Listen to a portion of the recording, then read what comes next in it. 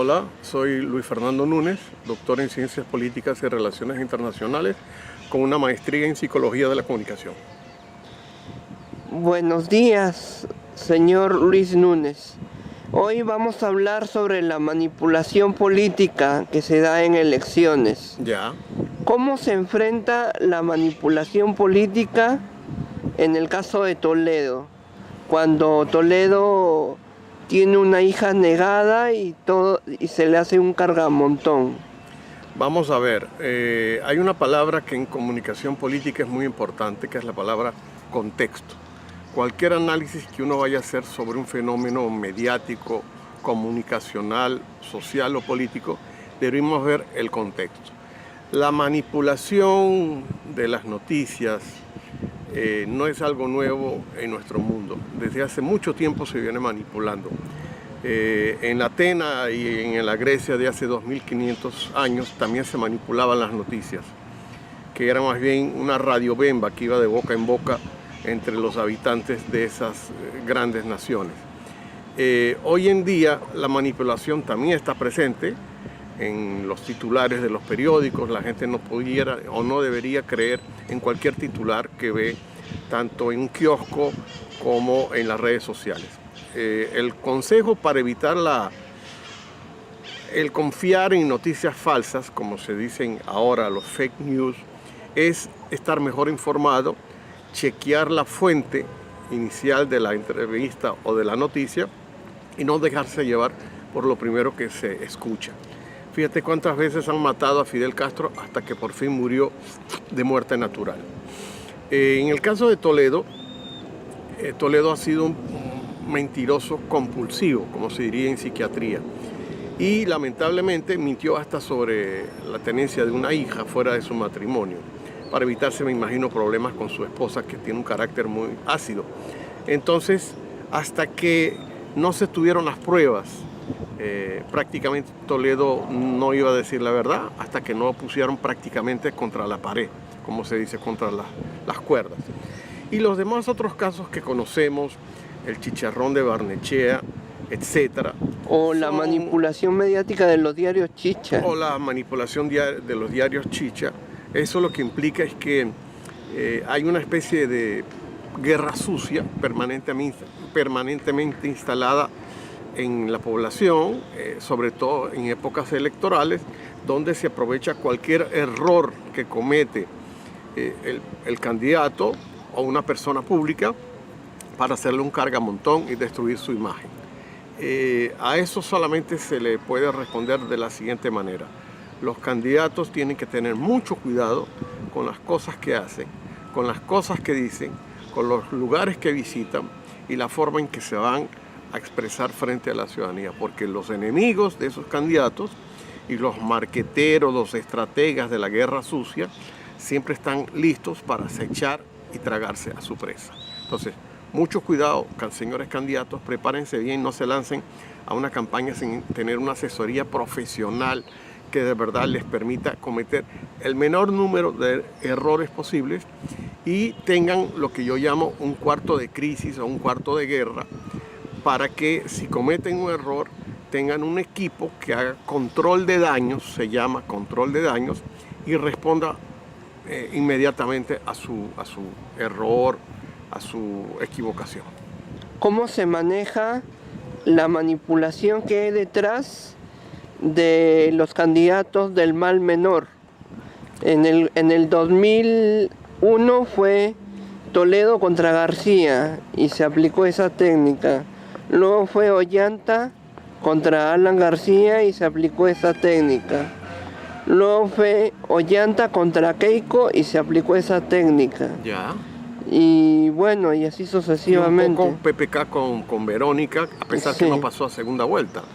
Sí. Mira, tenemos que tener presente que en los equipos de estrategia política siempre hay un equipo que va a hacer el trabajo del ataque y de la guerra sucia. Por eso yo te hablo de la importancia de tener un cuarto de guerra, un cuarto de crisis, que de alguna manera le diga a los estrategas cómo hacer el contraataque, ¿no? O sea, responder a los ataques. Y un poco saber que las campañas electorales no son los juegos florales. Siempre va a haber enfrentamiento porque es una competencia. En las competencias no siempre se utilizan las mejores armas. Los debates, por ejemplo, recordemos este debate entre Keiko y PPK en Piura, donde PPK fue destrozado cuando Keiko lo atacó y habló de la pelona. Y eso permitió que PPK asintiera ese golpe y en el debate siguiente, acá en Lima, pudiera contraatacar con el mismo argumento. O sea, hay que hilar muy fino. Por eso es que yo aconsejo a los candidatos, no se lancen en una campaña electoral si ustedes no están preparados comunicacionalmente. Una campaña es básicamente un proceso de comunicación. Todo se hace para que el candidato se posicione y comunique su pensamiento. Si no hay un buen equipo que sepa manejar la contracampaña, ese candidato está condenado al fracaso. ¿Cuál es el factor decisivo para detectar y denunciar la manipulación que hay detrás de algún medio o de algún candidato? Entendamos que los medios también responden a intereses económicos y políticos. Los medios, a pesar que se les llama el cuarto poder, muchas veces son el primer poder. Fíjense, por ejemplo, todos los domingos en la noche, cómo la gente está pendiente de los principales canales de televisión de señal abierta, porque ahí se vierten los escándalos políticos, económicos, sociales, deportivos. Entonces, hay que estar muy atentos y tener capacidad de respuesta inmediata. Como consultor político y empresarial, le digo a las empresas que asesoro, si ustedes cometen un error, deben responder en los primeros 20 minutos frente a ese error. Si no, están condenados a que una empresa, una institución de alto prestigio pueda caer en el desprestigio total. Te voy a poner un ejemplo. La semana pasada, RENIEC, que es la institución pública de mayor confianza y prestigio según las encuestas en el Perú, tuvo una falla en sus equipos. Cuando la gente iba a retirar su DNI o a verificar datos para sacarse pasaporte, inmigraciones, etc., se encontró que el sistema estaba caído. Y el sistema estuvo caído más de 4 días. Sin embargo, el vocero autorizado de RENIEC, que se llama el señor Benito Portocarrero, salió a los medios tarde, cuando ya el desprestigio de la empresa estaba en picada.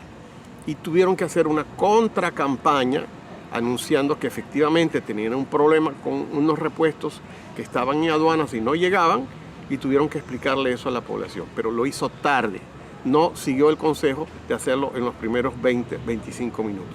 Con lo cual, seguramente, en las próximas encuestas veremos que el desprestigio de RENIEC se puede acentuar. Entonces, ¿a qué entidades o instituciones o organismos se tendría que recurrir para denunciar manipulación política y manipulación mediática?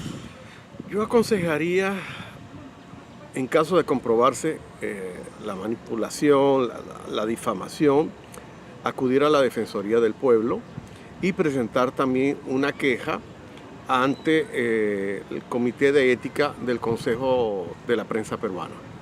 Son dos instituciones donde yo pudiera confiar en denunciar. A veces la denuncia tardaría un tiempo en ser procesada, pero por lo menos tengo dos instituciones donde hacerlo. Y si la denuncia implica un juicio por difamación, porque están atacando mi honra, están atacando mi integridad personal con una difamación, por ejemplo, hay que seguir los canales regulares y plantear un juicio frente a esos medios que difaman a una persona en su integridad personal. Es un hecho que al meterte en política y al candidatear en elecciones te veas involucrado o forzado a hacer manipulación política y mediática. Lamentablemente sí. ¿Por qué? Nuestra política no goza de buena salud, no siempre utiliza herramientas sanas, por lo tanto uno tiene que estar preparado para saber que lo van a atacar con guerra sucia y también un poco saber cómo contraatacar.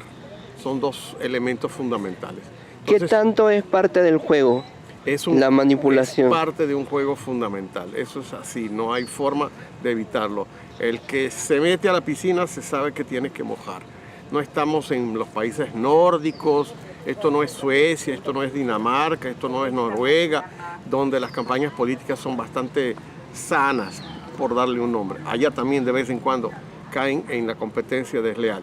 Estamos en América Latina, donde hay un montón de intrigas, marqueteros de la guerra sucia. Si las personas que nos están viendo a través de esta entrevista quieren saber más de esto, pueden googlear, por ejemplo, a un consultor político que se llama JJ Rendón, de origen venezolano. Él es un experto en guerra sucia y manipulación. Gracias, muy amable. Un gusto. Fue Luis Núñez, exdirector del NDI. Así es. Un gran Gracias. saludo.